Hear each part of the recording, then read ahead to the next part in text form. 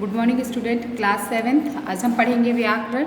व्याकरण में पढ़ेंगे चैप्टर 5 संज्ञा के विकार। चैप्टर 4 तक हम पढ़ चुके हैं। आज हम संज्ञा के विकार पढ़ेंगे। ठीक, ओके। विकार का अर्थ क्या होता है? विकार का अर्थ होता है परिवर्तन।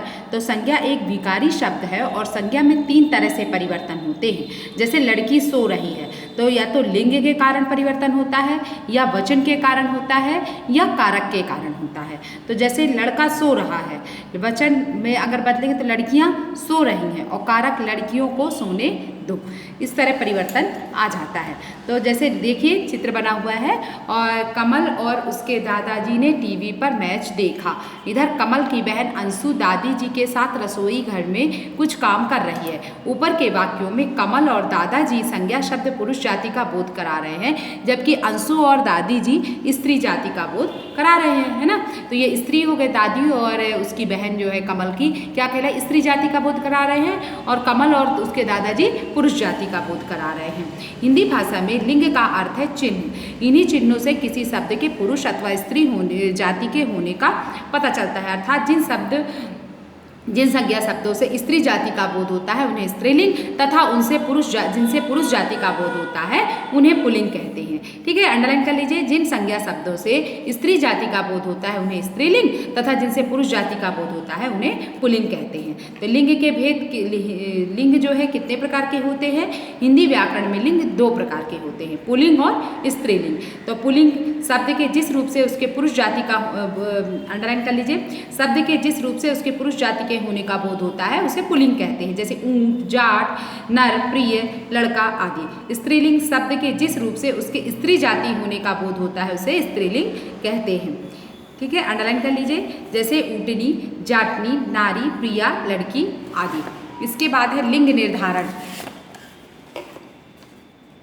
हिंदी व्याकरण में प्राणीवाचक शब्दों के साथ साथ अप्राणीवाचक शब्दों का भी लिंग निर्धारण होता है। प्राणीवाचक शब्दों का लिंग निर्धारण तो उनके साथ प्रयुक्त क्रिया के आधार पर होता है। जैसे धोबी कपड़े धोता है, तो धोबी कपड़े धोता है कौन सा लिंग है? पुल्लिंग है। और धोबिन कपड़े धोती है, ये स्त्रीलिंग है। तो ये तो किसके लिए है? प्राणीवाचक शब्द, जो कि प्राणी हैं तो उनके लिए ये समझ में आ जाता है पुल्लिंग और स्त्रीलिंग। इसके बाद अप्राणीवाचक शब्दों में लिंग की पहचान कठिनाई से होती है। इनके निर्धारण के लिए व्याकरण में कुछ नियम निर्धारित किए गए हैं, और लिंग की पहचान से संबंधित कुछ नियम इस प्रकार से हैं कि व्याकरण से संबंधित कुछ नियम होते हैं अप्राणीवाचक के लिए कि कैसे उनका लिंग निर्धारण किया जाता है। तो देखिए, जैसे व्याकरण की दृष्टि से लिंग निर्धारण होता है। शरीर के कुछ अंगों के नाम जो है प्रायः पुल्लिंग होते हैं। शरीर के अंगों के नाम, कुछ अंगों के नाम पुल्लिंग होते हैं, जैसे सिर, मस्तक, बाल, होंठ, दांत, मुंह, कान, तालु, गाल। इनका इस्तेमाल हम पुल्लिंग के रूप में करते हैं। हाथ आदि। आँख, नाक, जीभ, जांघ, खाल, नस, मूंछ आदि अपवाद हैं जो स्त्रीलिंग है। ठीक है, धातुओं के नाम प्रायः पुल्लिंग होते हैं, जैसे सोना, तावा, सीसा, लोहा, कांसा आदि। ये क्या कहलाते हैं? पुल्लिंग होते हैं। चांदी, मणि आदि अपवाद हैं जो स्त्रीलिंग है। ग्रहों के नाम प्रायः पुल्लिंग होते हैं, जैसे मंगल, बुध, शुक्र, शनि, सूर्य, चंद्र आदि। ये पुल्लिंग के रूप में इस्तेमाल किए जाते हैं, और पृथ्वी एक अपवाद है जो स्त्रीलिंग है। कुछ महीनों के नाम भी पुल्लिंग के रूप में होते हैं, जैसे चैत्र, बैसाख, ज्येष्ठ, अप्रैल, जून, अगस्त आदि। ये किस में आते हैं? पुल्लिंग में आते हैं। जनवरी, फरवरी, मई, जुलाई अपवाद है जो स्त्रीलिंग में आते हैं। पेड़ों के नाम प्रायः पुल्लिंग में होते हैं, जैसे आम, नीम, अशोक, बरगद, पीपल आदि। और इमली, खुबानी के पेड़ जो है अपवाद है जो स्त्रीलिंग में आते हैं। अनाजों के नाम प्रायः पुल्लिंग होते हैं, जैसे चावल, चना, मटर, उड़द, गेहूं आदि।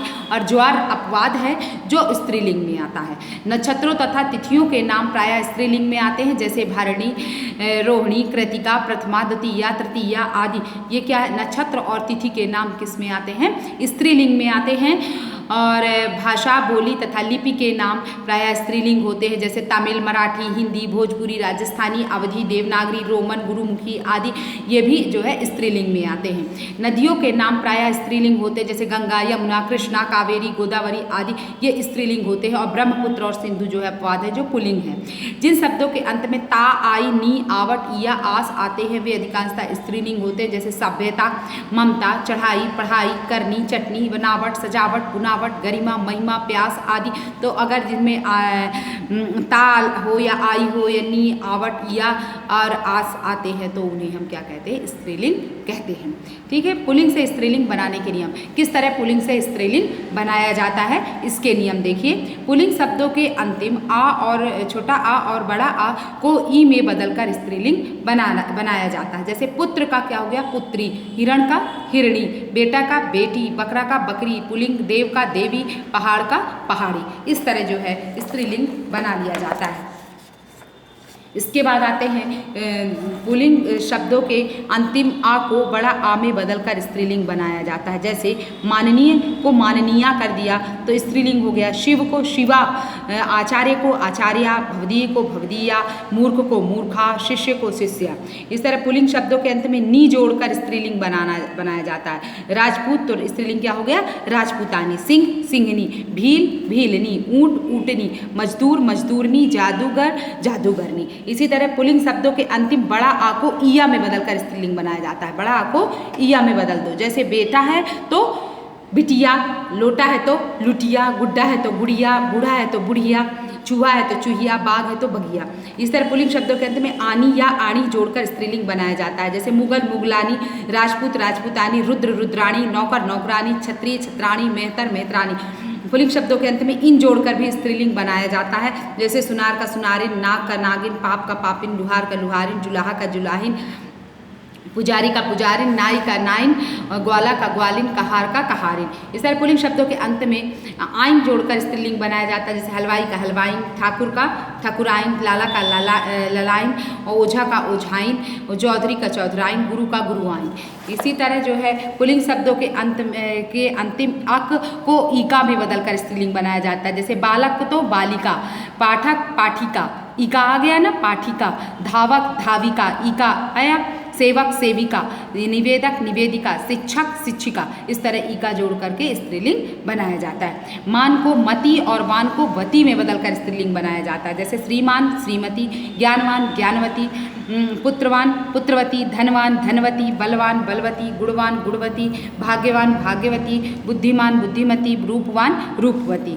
इसी तरह पुल्लिंग शब्दों के अंत में ता को त्री में बदलकर स्त्रीलिंग बनाना। जैसे विधाता विधात्री, दाता दात्री, नेता नेत्री, अभिनेता अभिनेत्री।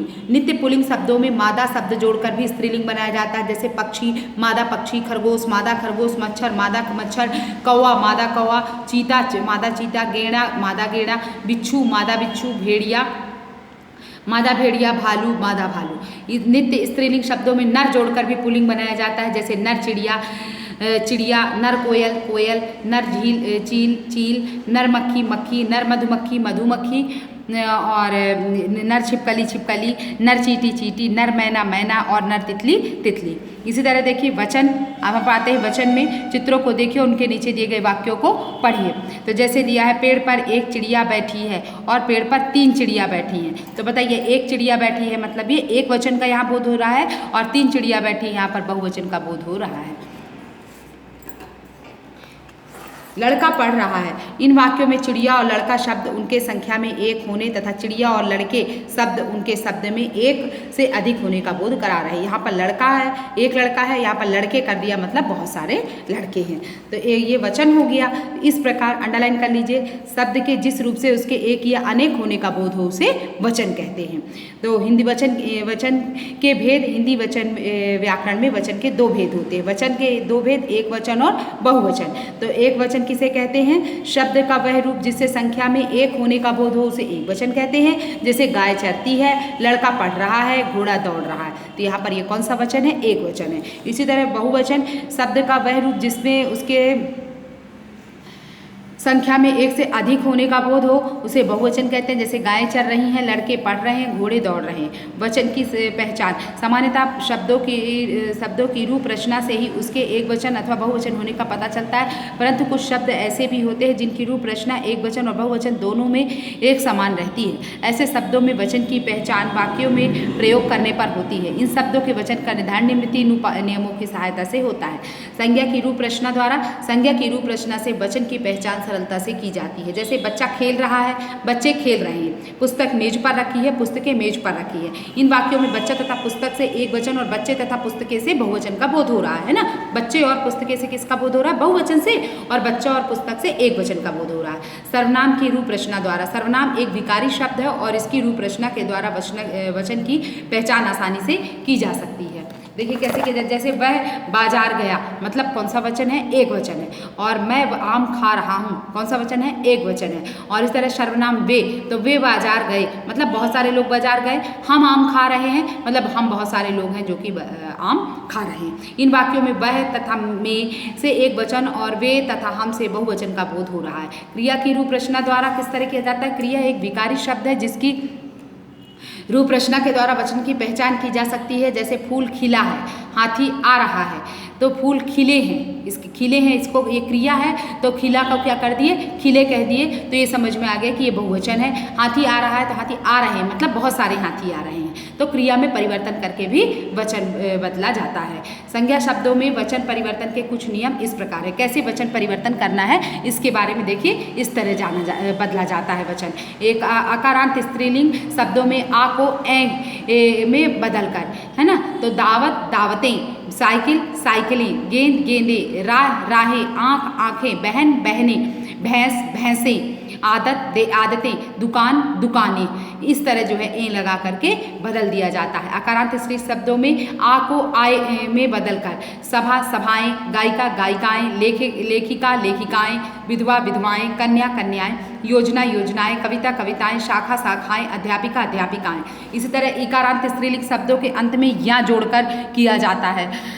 लिपि लिपियाँ, शक्ति शक्तियाँ, रीति रीतियाँ, तिथि तिथियाँ, विधि विधियाँ, ध्वनि ध्वनियाँ, पंक्ति पंक्तियाँ, जाति प्रजातियाँ, प्रति प्रतियाँ। स्त्रीलिंग शब्दों के अंत में ई के स्थान पर ईया जोड़कर किया जाता है। जैसे नाली नालियाँ, साड़ी साड़ियाँ, बिजली बिजलियाँ, नदी नदियाँ, जाली जालियाँ, बस्ती बस्तियाँ, नारी नारियाँ, ताली तालियाँ और सहेली सहेलियाँ। इस तरह जो है वचन बदला जाता है। इसके बाद देखिए स्त्रीलिंग शब्द के अंत में या को या में बदलकर, जैसे बिटिया बिटियाँ, डिबिया डिबियाँ, कुतिया कुतियाँ, खटिया खटियाँ, कुटिया कुटियाँ, चिड़िया चिड़िया, चूहिया चूहिया, पुड़िया पुड़ियाँ, बुढ़िया बुढ़ियाँ।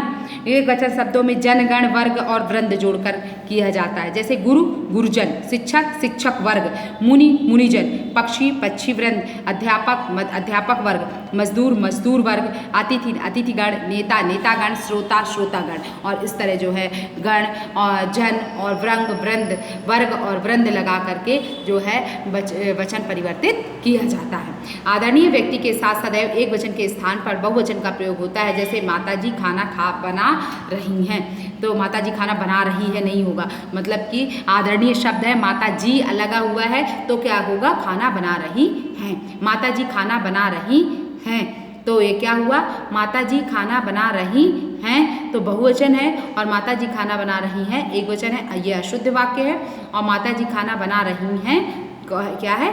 बहुवचन है और ये शुद्ध वाक्य है। तो यहाँ पर है में देखिए थोड़ा सा सूक्ष्म अंतर है, इसमें बिंदी लगी हुई है, इसमें बिंदी नहीं लगी हुई है।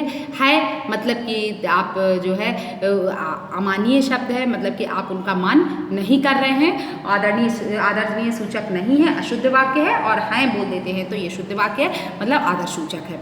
बड़प्पन दिखाने के लिए कभी कभी एक वचन में मैं के स्थान पर हम का प्रयोग करते हैं। जैसे अध्यापक ने छात्रों से कहा हम कक्षा में आ रहे हैं, तो कुछ शब्द सदैव एक वचन में प्रयोग होते हैं, जैसे दूध घी, सत्य आकाश, जनता, वर्षा, पानी आदि, ये सदैव एक वचन में रहते हैं। और कुछ शब्द बहुवचन में प्रयोग होते हैं, जैसे प्राण, केस, श्रोता, हस्ताक्षर, समाचार, आंसू, दर्शक, होश आदि। ये ऐसे शब्द हैं जो सदैव बहुवचन में रहते हैं, और ये ऐसे शब्द हैं जो सदैव एक वचन में रहते हैं। ठीक है, आज के लिए इतना ही, आगे कल पढ़ेंगे।